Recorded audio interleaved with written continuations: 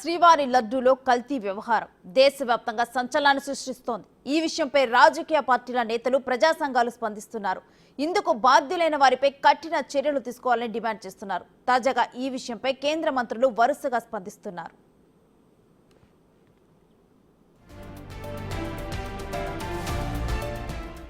భక్త కోటిని కలవరపెడుతున్న తిరుమల లడ్డూ కల్తీ వ్యవహారంపై కేంద్ర మంత్రులు రియాక్ట్ అయ్యారు. కేంద్ర మంత్రి జేపీ నడ్డా స్పందించారు. తిరుపతి లడ్డూ వ్యవహారంపై ఆంధ్రప్రదేశ్ ముఖ్యమంత్రి ఎన్ చంద్రబాబు నాయుడుతో మాట్లాడి పూర్తి నివేదికను కోరినట్లుగా తెలిపారు. ఈ విషయాన్ని కేంద్రం పరిశీలించి తగిన చర్యలు తీసుకుంటుందన్నారు.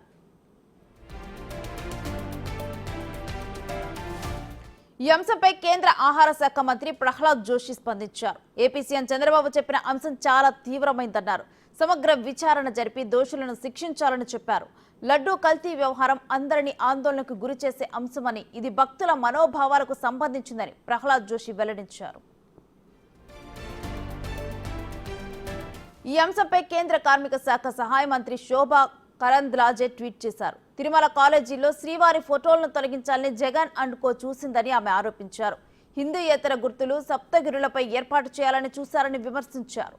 హిందువులు కాని వారిని బోర్డు చైర్మన్ గా నియమించారని ఆక్షేపించారు. జంతువుల కొవ్వులను పవిత్ర ప్రసాదంలో కలిపారని దుయ్యబట్టారు. ఈ హిందూ వ్యవహార రాజకీయాలకు మమ్మల్ని క్షమించు స్వామి అని శోభా కరంద్లాజే వ్యాఖ్యానించారు.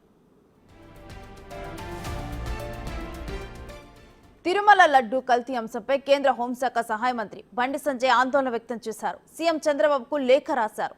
ఈ అంశం హిందువుల మనోభావాలను కలిచివేస్తోందని చెప్పారు. తిరుమలలో అన్యమత ప్రచారం జరుగుతున్నా గతంలో పట్టించుకోలేదని ఆరోపించారు. లడ్డూలో జంతువుల కొవ్వును వినియోగించడం నీచమని విమర్శించారు. హిందూ ధర్మంపై దాడికి భారీ కుట్ర జరిగినట్లే భావిస్తున్నామని బండి సంజయ్ లేఖలో పేర్కొన్నారు.